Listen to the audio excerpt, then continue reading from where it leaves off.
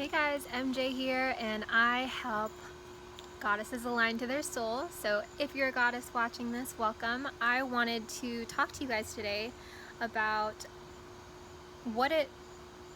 how a spiritual awakening comes about. So there are many ways in which you can come across a spiritual awakening, and in my personal lifetime, I have come into several and in very different ways, and I'm going to share those with you today. So the very first spiritual awakening topic, or like the way that you can get into one, is typically through suffering. Like, it's usually honestly like the root of most of the spiritual awakenings that you'll have is like going through such intense suffering that you just don't want to deal anymore. If you have heard me speak about the resources that I have used for my spiritual awakenings, I talk a lot about Eckhart Tolle's resources like The Power of Now or A New Earth, and even for him, he also suffered a moment where he was suicidal and like gave up on life, and he was just in so much suffering that he woke up. And he quotes, and in most of his books, that he realized after he said, "I can't live with myself anymore," he noticed that there must be an I and myself, so two different entities in which he had recognized lives within him. So if I am not able to live with myself, who is the myself that I am no longer able to live with, and who is the I that I am speaking about? So that's one way. The second thing, and none of these are in any like chronological order. Some of them might not happen to you. This is not an all-encompassing list. But the second way that you can kind of come into your spiritual awakening is by meeting your other self, aka your twin flame. And for most people, a twin flame relationship is very synchronistic and serendipitous. Like, the way that you'll meet this person, it's almost as if you feel like the stars aligned and everything is super lovey for typically about 4 to 8 weeks for most people. And then the trouble starts, and there's just a lot of buildup in energy, and then what we call the runner runs away, and the chaser, the person who really feels most of the suffering, that's who really goes through the spiritual awakening. So if you've ever been through an experience where you had a breakup and you just like could not get over this like obsessive thinking over this person, and you just feel like you're meant to be together and you don't know why, this is another way that you go through a spiritual awakening. And I have personally been through it. I have a few exceptions in my situation, but man, like if you have never, if it basically is like if someone hasn't experienced meeting their twin flame and the pain that goes along with it, you cannot talk to other people about it. Like, people will get so freaking tired of hearing about your story. They'll just be like, you need to let this dude go, you need to let this girl go, like they're not worth your time, blah blah blah blah blah. And like, they just don't understand. And I personally have been through it. That was like the biggest dark night of the soul that I've ever been through. It's just fucking painful, yo. It is not fun to go through, and I highly don't recommend it, at least right now in time, because that's something I'm still dealing with. But I have a really wonderful coach that I've been working with. If you like to watch YouTube videos, he's on YouTube as New World All-Star. His name is Kurt. He's really dope, and he teaches it from like a super scientific perspective, which, if you don't know me, I went through university at an engineering school, so like anything math and science based, totally makes sense to me, and that's how he explains everything. So I'm going to do a couple more videos on twin flames so that you guys have a little bit more of a sense of how I feel about it, and then also how I have kind of transcribed it. But that's another way that you'll go through a spiritual awakening. And one of the other ways that I found is more common for a lot of people is the circumstances in which maybe someone passes away, or you personally like find out that you are having that you have like a fatal disease or something like that.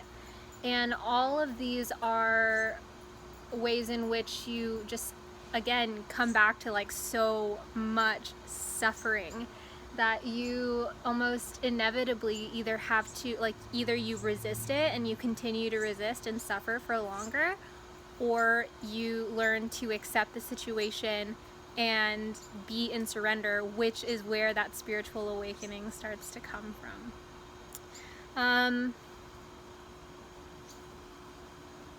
And then also situationally, I mean, like those are very specific things, like usually like health concerned ones. There are also some circumstantial situations that will cause you to have a spiritual awakening, like maybe losing your job, or COVID happening, or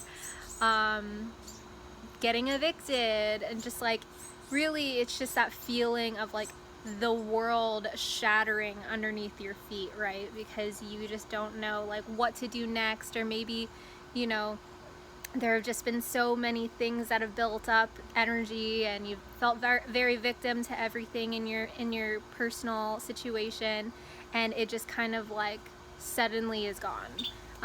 That will sometimes cause a spiritual awakening, and it's important to differentiate that a spiritual awakening only comes after you let go of the suffering. Like the suffering is the root cause typically of the spiritual awakening, but I mean, like, to actually go through a spiritual awakening, you have to come to that space of surrender. Otherwise, you're still stuck in the suffering, and you're not actually going through the spiritual awakening. You're actually in your ego death, or dark night of the soul, or whatever you want to call it. So you'll hear me interchangeably using those two terms just based on the different dogmas or the different ways in which people talk about them, so that you know what I'm talking about, basically. But I don't think that there's any other ones, except for maybe, I mean, like, you know, the thought of like suicide. Like there are things like that where you can just kind of just feel like you don't want to be here anymore, and I really don't like to advertise that, because it's not what I'm promoting at all. It's just like that feeling of just dread. Again, that's like rooted in suffering, and I'm here to tell you I have personally had those experiences. I went through a really long bout of depression where it was really difficult for me to like get those kinds of thoughts out of my head, and I personally, I mean, they cross my mind sometimes, but I would never act on it. So it's really just a matter of recognizing who you are.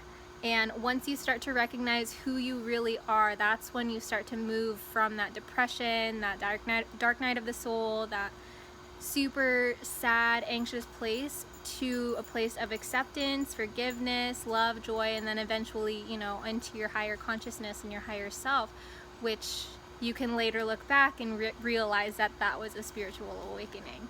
So hopefully this kind of sheds some light on the different ways in which you can come into a spiritual awakening. If you think about it, you're more of like a visual learner. Just imagine yourself like in a room that has like many doors, and each of these ways is like a door for you to kind of up level, right? Like kind of climb the steps into the next room. Because basically what spiritual awakening is like when you're constantly ascending spiritually. So just because like one of these things happens doesn't mean that you're like awakened for life, because it is very, very easy to fall back asleep and go back into your unconscious patterns, because we are human and we are habitual beings, and it's very important that I communicate all of these ways, because these things can happen over and over and over again, especially if you are in resistance to it. So what you resist persists, and this is a rule. This is just like a rule or a law of the universe, like gravity. Like, whatever you resist persists. Whatever you're afraid of will probably happen, because that is the energy that you're putting out into the world. So I'll talk a little bit more about the ways in which you can lean on like your own tools to come out of spiritual awakening, or come out of your ego death and like really move further into your spiritual awakening. But if you like this video, please like and subscribe, share it with anybody who needs it. And if you would like to work with me, please just you can either email me, which I will leave my email down below, or you can go ahead and apply for my Sacred and Divine Goddesses program, and you'll work with me, get a course, which you'll have for life, and you'll have all of the tools to not only ascend spiritually, but to really completely up level and transform your life forever. So I hope that this video was super helpful for you guys, and if it was, please like, subscribe, and share this video with anybody else who needs it. Thank you guys so much for being here. Love y'all. Bye.